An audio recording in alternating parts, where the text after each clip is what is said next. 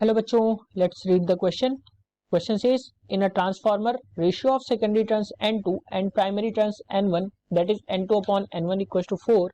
If the voltage applied in primary is 200 volt and 50 hertz, find A voltage induced in secondary, and B if current in primary is 1 ampere, find the current in secondary if the transformer is first ideal and second and 80% efficient and there is no flux leakage.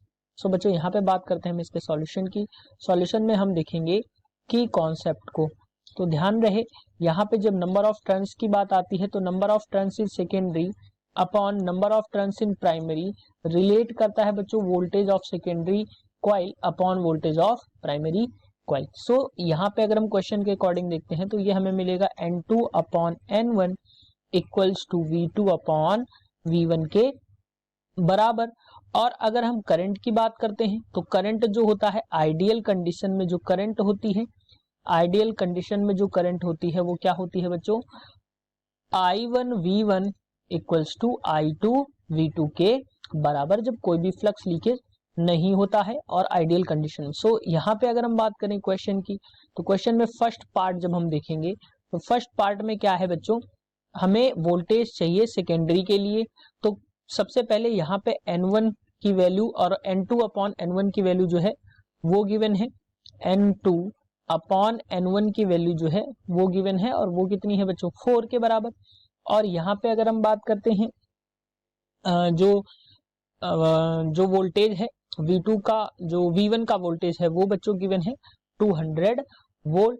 सो यहाँ से अगर हम V2 की value निकालें तो हमें क्या मिल जाएगा N2 अपॉन N1 यानी 4 equals to V2 upon 200 volt. So V2 की वैल्यू जो हमें मिलेगी वो 200 इंटू 4 वोल्ट के बराबर, यानी जो V2 की वैल्यू हमें मिल जाएगी वो मिल जाएगी 800 वोल्ट के बराबर. अब हम यहाँ से सेकेंड पार्ट की बात करते हैं, बी पार्ट की बात करते हैं. तो बी में हमें करंट चाहिए जब आइडियल है. तो आइडियल में मैंने अभी बताया V1 I1 V1 जो होता है, I1 की वैल्यू है बच्चों, I1 की वैल्यू है 1 एम्पियर और हमसे यहाँ से I2 की वैल्यू पूछी गई है. I2 की वैल्यू क्या होगी, तो वैल्यूज को अगेन बच्चों पुट करेंगे. V1 I1 में तो V1 है 200 इंटू I1 है बच्चों 1 एम्पियर इक्वल्स टू I2 हमें निकालना है और V2 जो है वो 800 है. सो यहाँ से हम वैल्यूज को कट करेंगे तो ये मिल जाएगा बच्चों हमें 4 के बराबर.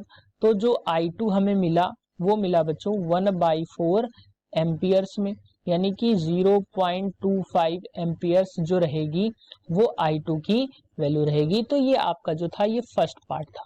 अब अगर हम सेकेंड के लिए देखें तो सेकेंड में जो इफिशियंसी है वो कितनी हो जाती है 0. या अगर हम कहें 80% है, 80% इफिशियंट है.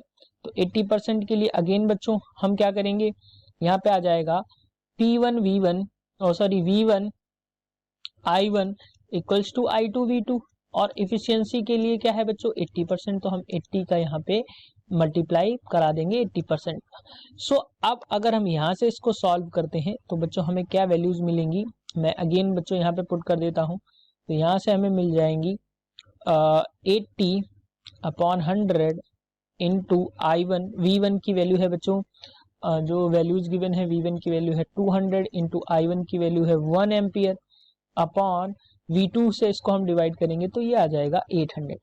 ये रहेगी आपकी I2 की वैल्यू. सो यहाँ पे कुछ वैल्यूज कट रही हैं तो 0 से 0 कैंसिल आउट हो गया, 8 से ये कैंसिल आउट हो रहा है बच्चों, 10 से 0 और 1 0 से ये 0 कैंसिल आउट हो रहा है. तो 2/10 यानी कि जो ये वैल्यू आ जाएगी वो आ जाएगी 0.2 एम्पियर्स के बराबर.